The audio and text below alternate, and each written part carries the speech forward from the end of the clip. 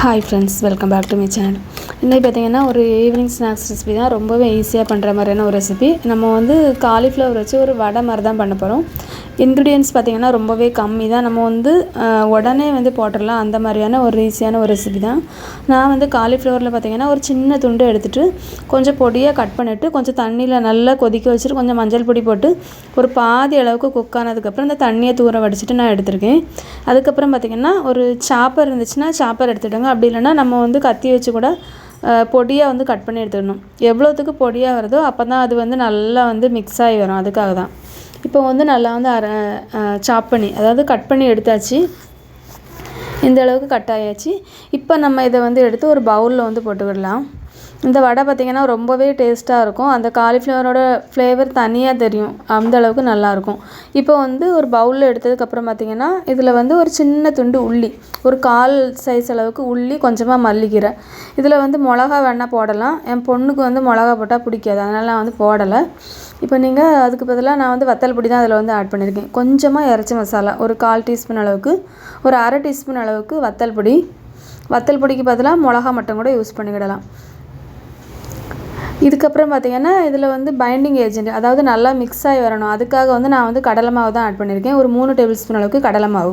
இந்த கடலை மாவு கூடவே எக்ஸ்ட்ராவாக பார்த்திங்கன்னா 1 டீஸ்பூன் அளவுக்கு அரிசி மாவு வேணாலும் நீங்கள் வந்து போட்டுக்கலாம். நான் அன்றைக்கி எதுவுமே ஆட் பண்ணல. சிம்பிளாக வந்து பண்ணுறதுனால நான் வந்து உடனே வந்து எல்லாமே இந்த மாதிரி போட்டு பண்ணிவிட்டேன். இப்போ பார்த்திங்கன்னா நம்ம வந்து உப்பு போட்டுக்கிடலாம். உப்பு போட்டுட்டு அதுக்கப்புறம் பார்த்திங்கன்னா ஒரு டீஸ்பூன் அளவுக்கு இஞ்சி பூண்டு பேஸ்ட்டு.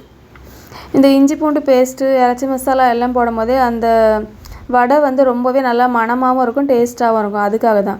இதில் வந்து ஒரு 2லேருந்து ஒரு 3 ட்ராப் மட்டும் எலுமிச்சம்பழம் சாறு கொஞ்சமாக ஊற்றிடுங்க.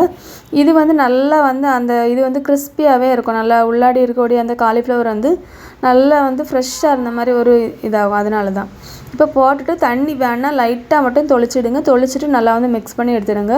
ரொம்ப வந்து வடை ஷேப்பில் நமக்கு வந்து தட்டெல்லாம் வராது. ஓரளவுக்கு நம்ம வந்து பிடிச்சாலே ஓரளவுக்கு வரும். லைட்டாக உருண்டை மாதிரி பிடிச்சிட்டு லைட்டாக மட்டும் தட்டுங்க, அவ்வளோ போதும். இப்போ நான் வந்து அடுப்பில் வந்து எண்ணெய் வந்து பற்ற வச்சுருக்கேன். ஒரு மீடியம் ஃப்ளேமில் வச்சுருக்கேன். இப்போ நம்ம வந்து எடுத்து வச்சது எல்லாமே போட்டுட்டேன். நான் வந்து ஒரே சட்டியில் எல்லாமே போட்டுட்டேன். இவ்வளோ தான் எனக்கு வந்து மொத்தமே வடை வந்து வந்துச்சு. கரெக்டாக பார்த்திங்கன்னா ஒரு 9 வடை, அதுவும் சின்ன சைஸ் வடை தான். நான் இது பார்த்திங்கன்னா ஸ்கூலுக்கு ஸ்நாக்ஸுக்கு தான் நான் வந்து வைக்கிறதுக்காக தான் இதை வந்து வச்சேன். ரொம்பவே ஈஸியாகவும் இருந்துச்சு, நல்லா டேஸ்ட்டாகவும் இருந்துச்சு. இப்போ வந்து ஒரு சைடு வந்து நல்லா வந்து வெந்துட்டு, இந்த மாதிரிப்பட்ட வடைலாம் நம்ம வந்து பண்ணும்போது தீயை வந்து கொஞ்சம் கம்மியாக தான் வைக்கணும். அப்போ தான் உள்ளாடி எல்லாமே கொஞ்சம் வந்து வெந்து வரும். அதுக்காக தான். இப்போ வந்து ஃபஸ்ட்டு போட்டது வந்து நல்லா வந்து வெந்துட்டு இதை வந்து நம்ம வந்து எடுத்துடலாம். இப்போ வந்து வடை வந்து ரெடி ஆகிட்டு, இதுக்கு நம்ம சைடிஷ் எதுவுமே தக்காளி சாஸ் அந்த மாதிரி எதுவுமே வைக்க வேண்டாம். அப்படியே நம்ம வந்து சாப்பிடலாம். டீ கூடவோ காஃபி கூடவோ சாப்பிட்றதுக்கு ரொம்பவே சூப்பராக இருக்கும். கண்டிப்பாக அந்த ரெசிபி வந்து ட்ரை பண்ணி பாருங்கள். இந்த வீடியோ உங்களுக்கு பிடிச்சிருந்துச்சுன்னா லைக் பண்ணுங்கள், ஷேர் பண்ணுங்கள், கமெண்ட் பண்ணுங்கள், சப்ஸ்கிரைப் பண்ணுங்கள். தேங்க்ஸ் ஃபார் வாட்சிங்.